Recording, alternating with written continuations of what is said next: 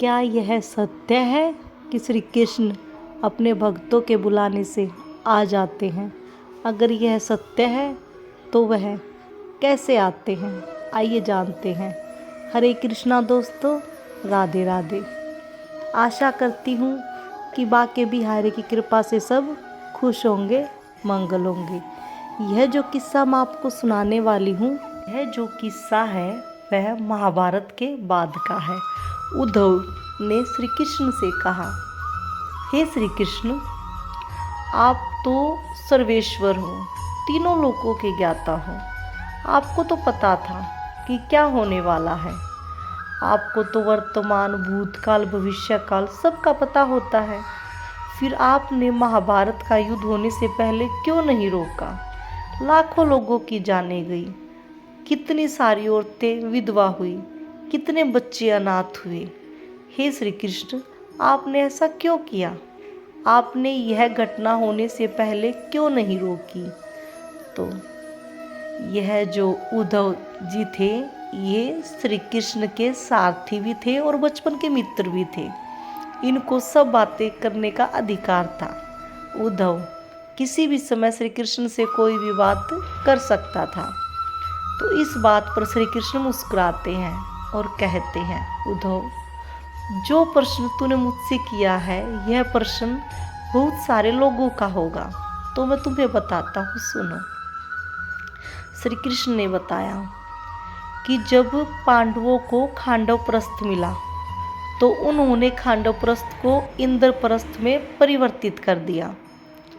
तो यह सब देखकर दुर्योधन को लगा कि अब तो पांडव भी राजा बन गए हैं, इनके पास भी अपना राज्य है। तो यह सब देखकर दुर्योधन ने एक आयोजन किया और सब पांडवों को निमंत्रण भेजा कि इंद्रप्रस्थ में आयोजन है, वहाँ पर पधारें। तो श्री कृष्ण बताते हैं, यह बातें सुनकर पांडव अपने परिवार सहित आ जाते हैं इंद्रप्रस्थ। कोई भी मुझे याद नहीं करता, ना कौरवों ने मुझे याद किया, ना पांडवों ने मुझे याद किया। ये मेरी बुआ के बच्चे थे। मैं सोच रहा था अभी भूल गए हैं, कोई बात नहीं, थोड़ी देर बाद याद आएगा तो मुझे ज़रूर बुलाएंगे। क्योंकि इन्होंने कभी भी कोई भी कार्य किया बचपन में, हमेशा मेरे से पूछ कर किया। मैं हमेशा इनके साथ होता था। इन्होंने मेरे को नहीं बुलाया, लेकिन फिर भी मैं इंद्रप्रस्थ पहुंच गया था और वहाँ दरवाजे पर एक पहरेदार की तरह खड़ा था कि जिस क्षण भी मुझे याद करेंगे मैं उसी क्षण अंदर चला जाऊंगा। तो मैं ऐसे ही बाहर खड़े खड़े इंतजार करता रहा, किसी ने मुझे याद नहीं किया।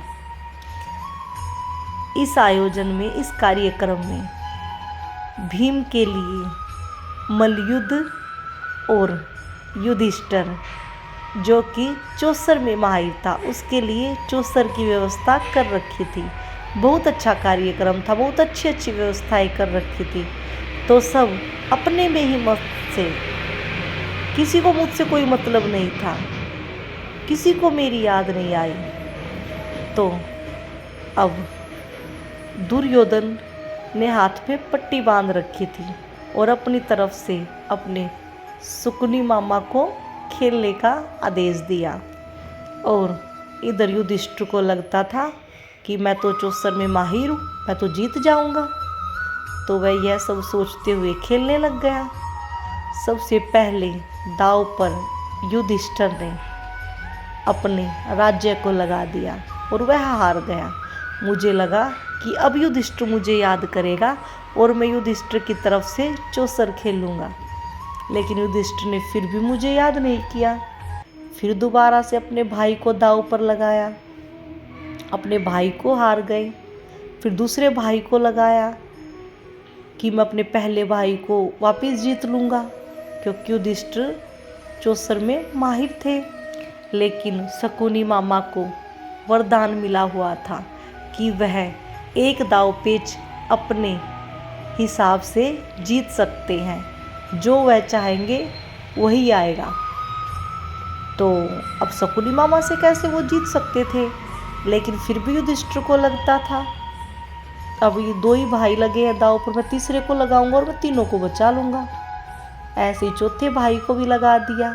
मैं खड़ा खड़ा बाहर पहरेदार की तरह इंतजार कर रहा था कि कब युधिष्ठिर मुझे याद करेगा और कब मैं अंदर जाऊंगा। तो ऐसे युधिष्ठिर ने अपने चारों भाइयों को हार दिया और फिर 5वीं बार द्रौपदी को दांव पर लगा दिया और द्रौपदी को भी हार गए। अब मैं सोच रहा था कि शायद द्रौपदी मेरी बहन है, द्रौपदी मुझे याद करेगी और मैं अंदर जाऊंगा, लेकिन द्रौपदी ने भी मुझे याद नहीं किया। सभा में बैठे हुए और सबको याद किया, भीष्म पितामह, राजा को, दुशासन को, सबको याद किया, लेकिन सिर्फ मुझे याद नहीं किया। और मैं खड़े खड़े इंतजार कर रहा था कि कब मेरी बहन मुझे याद करेगी और कब मैं अंदर जाऊंगा। लेकिन मुझे थोड़ी सी आवाज़ आई द्रौपदी की। जब किसी ने भी द्रौपदी की बात नहीं सुनी, द्रौपदी रोने लगी कि आपकी कुलवधू को दांव पर लगाया गया है और आपकी कुलवधू की इज्जत उतारी जा रही है, और आप सब देख रहे हो जब कोई जवाब, कुछ भी जवाब नहीं देता, सबके सिर नीचे हो जाते हैं। तो द्रौपदी के हाथ में उसकी साड़ी का पल्ला था जो कि दांतों में दबा रही थी, और द्रौपदी ने कहा कृष्ण, लेकिन वह कृष्ण पूरा नहीं था। जब द्रौपदी की साड़ी खींची गई और मुंह से वह पल्ला निकल गया, तब द्रौपदी ने कहा कृष्ण।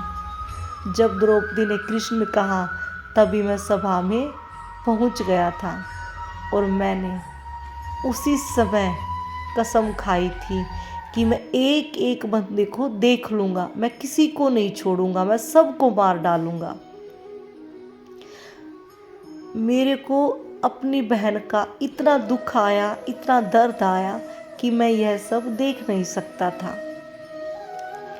उसी समय ये तय हो गया था कि जो कोई भी सभा में बैठे हैं सबकी मृत्यु निश्चित है, सब मारे जाएंगे। जिन्होंने भी मेरी बहन का अपमान किया है और जिन्होंने भी मेरी बहन का अपमान होते हुए देखा है, वह कोई भी जीवित नहीं बचेगा। तो दोस्तों, ऐसे हैं हमारे श्री कृष्ण। जब तक आप ईश्वर को बुलाओगे नहीं, वो आपके पास कैसे आएंगे। जैसे कि आपने देखा, महाभारत का युद्ध होने से पहले श्री कृष्ण दरवाजे पर खड़े थे, किसी ने उनको याद नहीं किया। अगर युधिष्ठिर बोलते कि मेरी तरफ से मेरा भाई, मेरे मामा का लड़का श्री कृष्ण खेलेगा चौसर को, तो क्या युधिष्ठिर अपने भाइयों को, अपने इंद्रप्रस्थ को और द्रौपदी को हारते? कभी नहीं हारते। लेकिन खुशी के पल में श्री कृष्ण को कोई याद नहीं करता है। जब दुख आता है, परेशानियाँ आती हैं, सब याद कर लेते हैं। लेकिन हमारे श्री कृष्ण ऐसे हैं, जो हम दुख में भी याद करते हैं ना, तो दुख में भी दौड़े दौड़े चले आते हैं, लेकिन हमारे पुकारने की आवश्यकता होती है। श्री कृष्ण कहते हैं, जब भी तुम मुझे पुकारोगे मैं दौड़ा दौड़ा चला आऊँगा। लेकिन उनको पुकारने की आवश्यकता है। अगर हम समय से पुकार लेते हैं तो कभी भी हमारी हार नहीं होती। कई बार जब हमारे पास खुशियाँ होती है, हम ईश्वर को नहीं पुकारते, जो कि हमें पुकारना चाहिए। और हमारे श्री कृष्ण जब भी हम आवाज़ लगाते हैं, हमारे आवाज़ लगाते ही वो दौड़े दौड़े आते हैं। वो तो इंतज़ार कर रहे होते हैं कब मेरा भक्त मुझे बुलाएगा और मैं जाऊं। तो दोस्तों, ऐसे हमारे श्री कृष्ण, सिर्फ एक बार बुलाने की आवश्यकता है, वो तो हमेशा तैयार रहते हैं। तो दोस्तों, आज के लिए बस इतना ही। तो मिलते हैं अगली वीडियो में। तो बोलिए श्री कुंज बिहारी श्री हरिदास, राधे राधे।